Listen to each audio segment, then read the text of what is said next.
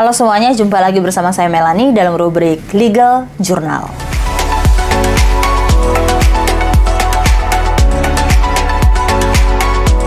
Pernah nggak kalian mendengar berita ada seseorang, kita sebut saja si A, yang berhutang kepada si B, kemudian si B ini menagih atau memviralkan hutangnya si A ini di sosial media, si A ini malah nggak bayar, si B ini malah dilaporkan polisi. Nah, emang bisa ya seperti itu? Oke, jadi kalau kita melihat tindakan si A, jelas tindakan si A ini adalah tindakan si A yang tidak membayar hutang, itu jelas melanggar hukum. Artinya bahwa ada kewajiban yang seharusnya dia penuhi, tetapi dia tidak penuhi, atau dia tidak menepati janji. Tetapi kita coba untuk singkirkan itu gitu ya, karena memang itu jelas sebuah fakta bahwa dia tidak melakukan kewajibannya. Nah, yang perlu kita lihat adalah tindakan si B yang memviralkan. Yang pertama yang perlu kita lihat adalah apakah memang benar B ini menyebutkan nama lengkap si A. Atau dalam hal ini, kalau memang kita bicara tentang sosial media, dia ternyata menyebut nama atau user ID atau nama Instagramnya atau nama Facebooknya gitu ya di sosial media, atau mungkin dia tag juga nama orang itu gitu ya, user ID itu. Nah, berarti kan memang benar atau memang benar jelas dia menyebutkan pribadi orang itu. Yang kedua adalah isi dari tulisan di media sosial atau isi dari pernyataan video yang dia buat. Apakah memang itu bermuatan tentang penghinaan gitu ya, atau tentang makian, ada cacian di situ, atau bahkan kata-kata kasar yang menyerang nama baik atau kehormatan dari si A. Nah, apabila memang iya, maka ini bukan lagi tentang hutang piutang yang harus dibayar, tetapi ini tentang pribadi orang tersebut atau pribadi si A ini yang kemudian diserang nama baiknya. Nah, itulah yang kemudian bisa menjadi salah satu alasan atau dasar hukum bagi si A ini untuk melaporkan si B ke kantor polisi.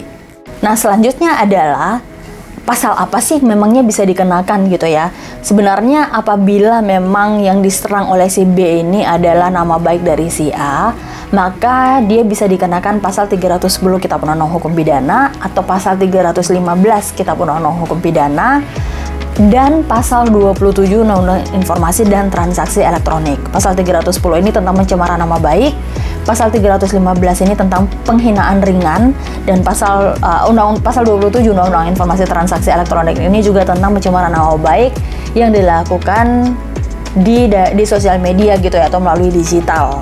Nah, tetapi kan banyak orang yang menyatakannya begini. Biasanya kan yang menjadi alasan adalah gini, si B ini akan menyatakan bahwa sebenarnya gini, karena si A ini sudah berjanji kepada saya dalam waktu 7 hari dia akan membayarkan hutang-hutangnya secara lunas, tetapi kalau memang dia tidak membayarkannya, maka mereka sudah sepakat, si A dan si B ini sudah sepakat bahwa si B ini boleh untuk memviralkan si A ini di sosial media, dan si A ini setuju, sepakat begitu ya. Tetapi kan yang tadi saya tegaskan kembali gitu ya, bahwa yang terkadang kita tulis di sosial media itu bukan hanya tentang hutangnya, tetapi juga hal-hal lain, embel-embel lain yang juga kita muatkan di dalam tulisannya gitu ya. Jadi contohnya gini, ada rahasia yang sebenarnya orang lain itu tidak tahu, bukan hanya tentang utang gitu ya, tetapi kemudian dia tuliskan. Dia berbohong, dia menipu gitu ya, atau dia saksi dusta gitu ya. Padahal memang sebenarnya ya dia mengatakan yang sebenarnya gitu loh. Dan dia bisa juga membela diri bahwa dia mengatakan yang sebenarnya. Padahal ya mungkin saja memang dia melakukan kebohongan gitu ya. Tetapi kan kita tidak bisa membuktikan. Tetapi kita menuliskan di dalam atau di media sosial itu bahwa ini orang melakukan penipuan, melakukan rangkaian kalimat-kalimat yang merayu saya dan lain-lain gitu ya. Sehingga itulah yang kemudian menjadi dasar bagi orang lain untuk menyerang kita gitu ya, bahwa kita ini melakukan pencemaran nama baik atau melakukan penghinaan ringan. Nah, kalau seandainya si B ini mengatakan bahwa saya ini kan sebenarnya sudah sepakat dengan si A bahwa kalau memang kamu dalam jangka waktu 7 hari nggak bayar ya saya akan viralkan. Nah, kita harus kembali melihat dari syarat sah perjanjian gitu ya. Pasal 1320 Kitab Undang-Undang Hukum Perdata itu menyatakan ada 4 syarat sah perjanjian. Syarat yang pertama adalah kesepakatan oleh para pihak. Jadi para pihak ini melakukan kesepakatan, ada perjanjian yang dibuat baik secara tertulis atau secara lisan bahwa ada sejumlah uang yang diberikan kepada si B gitu ya, dan si A ini akan berjanji melakukan pembayaran dalam jangka waktu tertentu. Yang kedua itu adalah tentang kecakapan atau tentang usia. Yang berhutang atau yang melakukan kesepakatan ini harus sudah dewasa atau di atas 18 tahun. Yang ketiga itu adalah ada suatu pokok persoalan tertentu, artinya bahwa ada satu hal pokok yang memang diperjanjikan di dalam kesepakatan itu. Ya biasanya kan tentang jangka waktunya, terus tentang apabila memang ada masalah harus masuk ke dalam pengadilan negeri di domisili tertentu, atau kemudian ada force majeure dan lain-lain gitu ya. Dan yang keempat itu adalah ada suatu hal atau suatu sebab yang tidak terlarang atau suatu sebab yang halal. Artinya bahwa segala sesuatu yang kita buat di dalam perjanjian atau dalam kesepakatan itu tidak boleh bertentangan dengan undang-undang. Nah, dalam hal ini perbuatannya ini kita kembali lagi perbuatan si B yang kemudian viralkan si A ini gitu ya. Contohnya adalah ketika dia berbicara yang tadi saya bilang ya, oh ternyata dia melakukan rangkaian penipuan, kebohongan gitu ya, dia bersaksi dusta, kemudian kita mengeluarkan kata-kata kasar, kita memaki dan lain-lain gitu ya. Nah, ini kan adalah suatu sebab hal yang terlarang gitu ya. Artinya bahwa ini bertentangan dengan undang-undang karena dia sudah menyerang kehormatan dari pribadi seseorang, dan dia juga sudah menyebutkan identitas seseorang secara lengkap di media sosial. Nah, karena pasal atau karena syarat yang keempat dari pasal 1320 ini tidak terpenuhi, sehingga perjanjian yang tadinya ini ada jadinya batal demi hukum, dan perjanjian ini dianggap tidak pernah ada. Sehingga si B ini bisa saja dikenakan salah satu pasal dari 3 pasal yang tadi saya sebutkan. Bisa pasal 310, pasal 315, atau pasal 27 Undang-Undang Informasi dan Transaksi Elektronik. Nah, berbicara tentang pasal 27 Undang-Undang Informasi dan Transaksi Elektronik, kita tidak bisa serta-merta karena memang orang ini melakukannya di sosial media dengan digital begitu ya, kemudian kita langsung menggunakan pasal 27 Undang-Undang Informasi dan Transaksi Elektronik. Kita harus melihat dulu unsur-unsurnya, dan juga para penegak hukum dalam hal ini kepolisian gitu ya, mereka juga akan melihat karena ada yang namanya surat SKB gitu ya.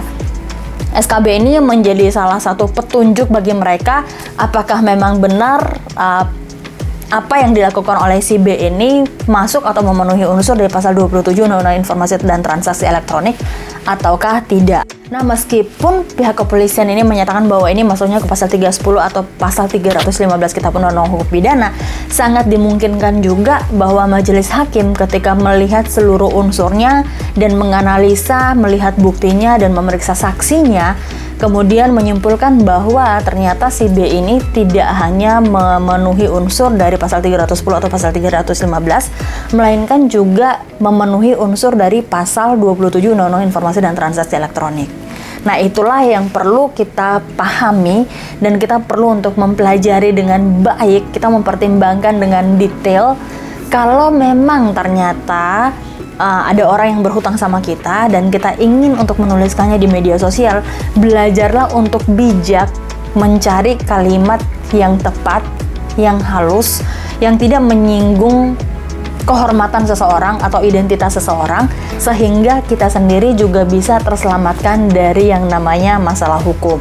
Oke, demikian yang bisa saya jelaskan. Semoga ini bisa membantu kalian yang sedang memiliki permasalahan mengenai hutang piutang dan berencana ingin menagihnya melalui sosial media.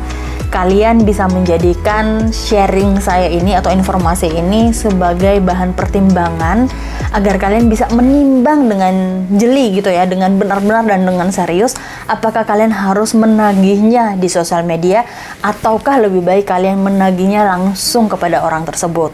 Kalau memang orang tersebut tidak bisa atau tidak mau melakukan pembayaran setelah ditagih secara pribadi atau secara personal, kalian bisa menggunakan jasa pengacara gitu ya untuk membantu kalian, membantu untuk melakukan penagihan. Itu jauh lebih profesional dan jauh lebih membantu kalian daripada nantinya kalian menagihnya di sosial media. Kalian mungkin merasa lega dan merasa puas, tetapi ada masalah hukum yang bisa menanti kalian di balik dari itu gitu ya. Jangan lupa untuk like, subscribe, komen, dan kalau ada pertanyaan kalian bisa tulis melalui email di lasa@lasaadvocate.com. Saya akan mencoba untuk menjawabnya buat kalian. Oke, sampai jumpa di video berikutnya. Salam keadilan.